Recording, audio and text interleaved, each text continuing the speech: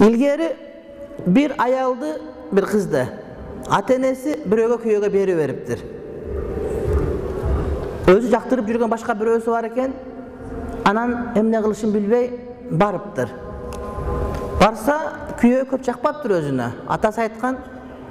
Анан аял ойлонуптур. Эми азыр ажырашып кетсем, күйөөнүн саны көбөйткөндөн бири орден пөрдөн бербейт экен мага. Ошондон көрө ушул күйөөмү жакшы көргөнгө аракет кылайын. Барса күйөөсү дун куюп ушундай бир сүйлөбөйт экен. Иши бүтөрүп нара карап уктайт экен. Тамакты ушундай жейт экен, кайра кетет экен. Малдай эле экен да көрсө.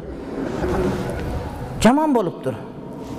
Анан кой ушу күйөөм бактылуу болоюн, кой эми ушуга насип ушу экен, эмне кылайын деп анан күйөөсү келгенде таярданып, жакшы көйнөктөрүн кийип, тамагын жасап, үйүн таптаза кылып, мен сизди жакшы көрөм, ындай-мындай деп жакшы пландарын айтып, жакшы кызмат көрсөтө берсе, бир ай өтө өтпөй жанагы күйөө дагы оңолуп, чырагы жанып, мен дагы сени жакшы көрөм деп сүйүү пайда болуптур да. Эми ошол 60 жылдан бери жашайбыз, күн сайын мени сени сүйөм деп күйөөм айтып турат. Мен ушу күйөөмөн өткөн башка бир жакшы эркек жок деп билем мен дейт. Адам ар бир адамды жакшы көргөнгө мүмкүнчүлүк бар.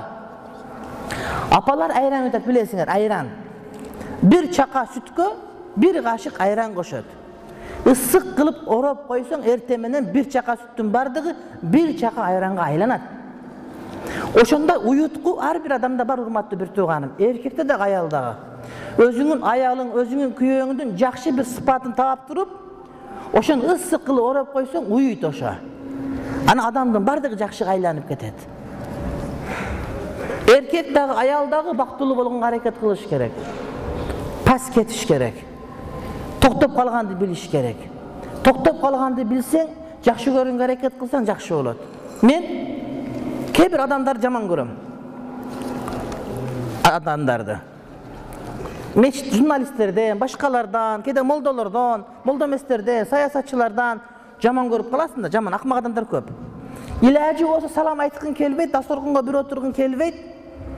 Анан ушул эрежени өзүм иштеттим мен. Кандай жаман көрсөм дагы отуруп ошол адам жөнүндө бир 15 мүнөт убакыт бөлүп пикир кылам.